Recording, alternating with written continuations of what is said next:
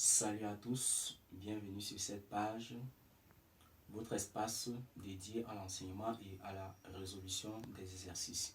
Ici, vous retrouvez des résumés détaillés et des exercices bien expliqués qui vous permettent de réussir dans toutes vos matières.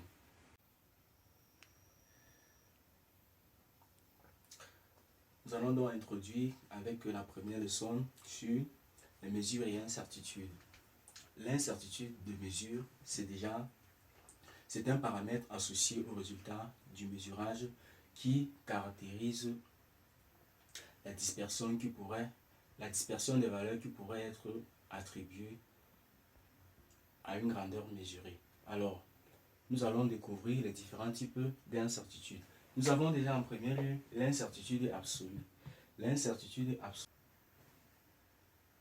Alors, nous avons en premier lieu l'incertitude absolue. C'est quoi? C'est la valeur maximale dont on peut se tromper par défaut ou par excès. Alors, si x est une grandeur et la valeur mesurée xm, alors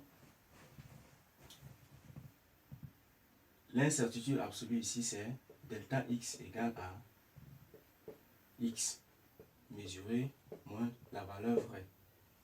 On va prendre un exemple. Si on a une valeur vraie égale à 9 volts, la valeur mesurée d'une tension égale à 9,2 volts, alors l'incertitude absolue serait égale à la valeur mesurée moins la valeur vraie, ce qui va nous donner 9,2 volts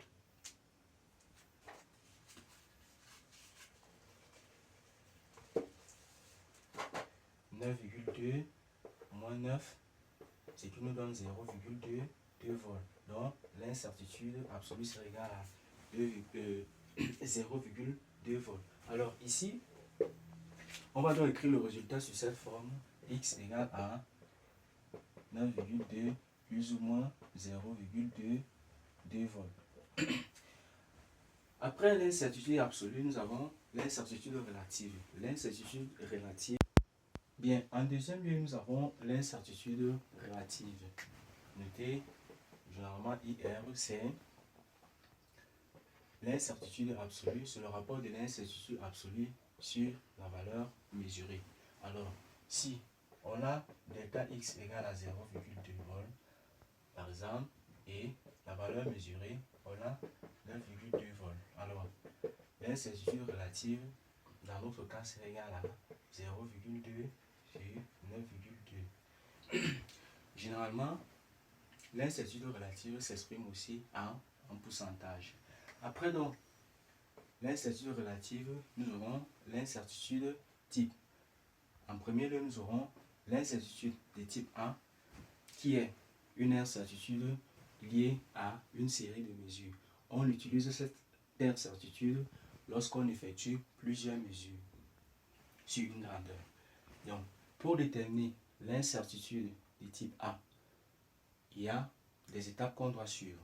La première chose, nous devons déterminer la valeur moyenne du mesurage. La valeur moyenne du mesurage. Ensuite, nous allons déterminer les cas type expérimental. Après les cas type expérimental, nous allons donc revenir déterminer l'incertitude type, éventuellement l'incertitude élargie. Alors, nous allons prendre la moyenne x bar. Lorsqu'on effectue une mesure sur une grandeur, pour déterminer la valeur moyenne, c'est somme de xi, i allant de 1 à n sur grand N. Et pour déterminer les cas type expérimental, on aura c'est racine carrée de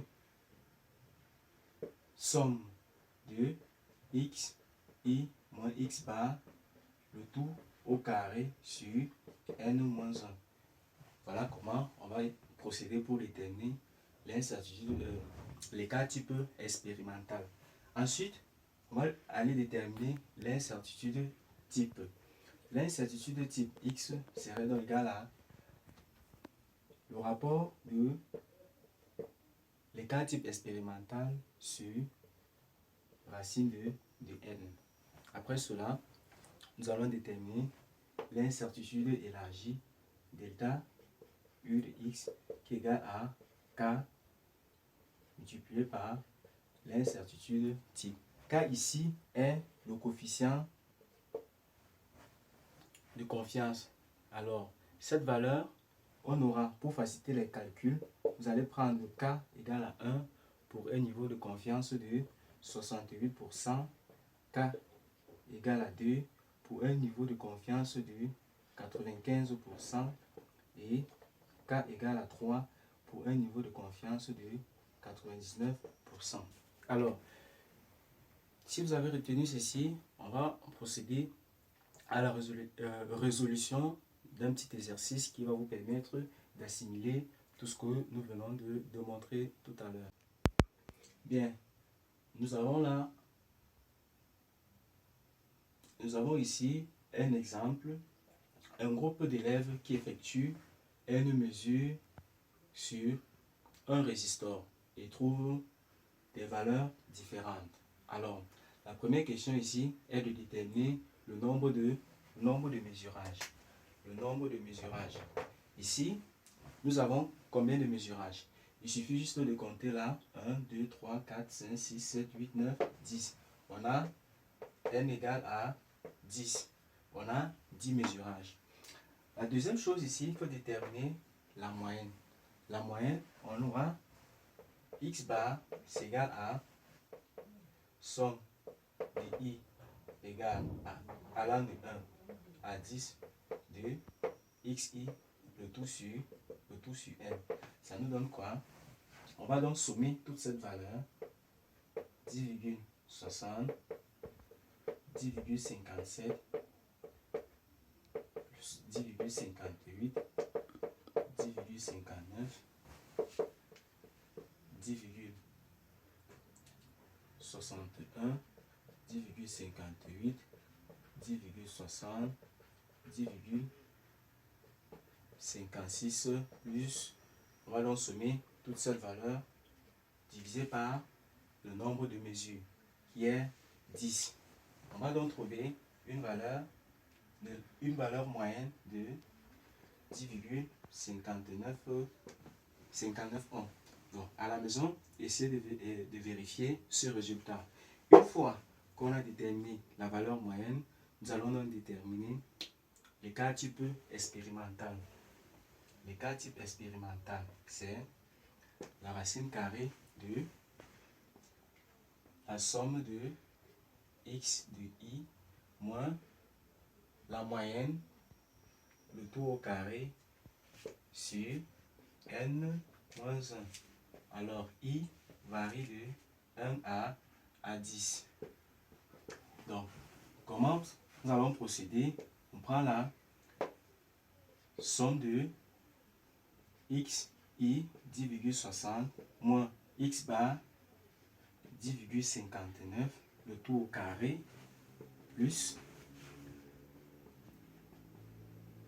10,57 moins la moyenne, 10,59, le tout au carré. Vous allez continuer ainsi de suite jusqu'à la 10e valeur, le tout sur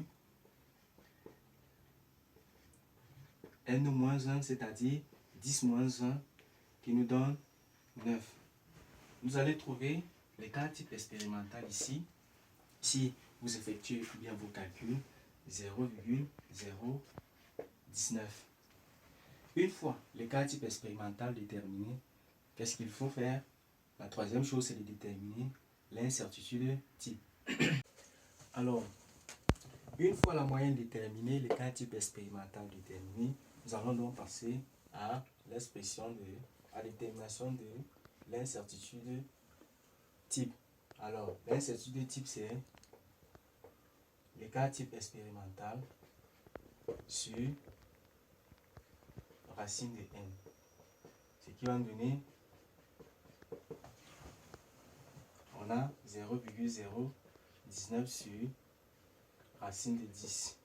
On aura notre incertitude type égale à 0,06. Maintenant, une fois que l'incertitude que l'incertitude de type est déterminée, il faut déterminer aussi l'incertitude élargie. Si cela vous a été demandé. Alors dans notre cas, nous allons déterminer l'incertitude élargie pour un niveau de confiance de 95%. Donc, à 95%, on a K égale à 2. On a K égale à 2. Donc, l'incertitude élargie ici, delta U serait égal à K fois UX, ce qui nous fait 2 fois 0,06 qui n'est rien d'autre que 0,0012. Alors, nous allons donc prendre deux chiffres après la virgule, puisque notre résultat nous donne également deux chiffres après la virgule. Alors, on aura donc l'expression du résultat R serait égal à 10,59 plus ou moins 0,0111. 10,59 plus ou moins 0,011 à 95%.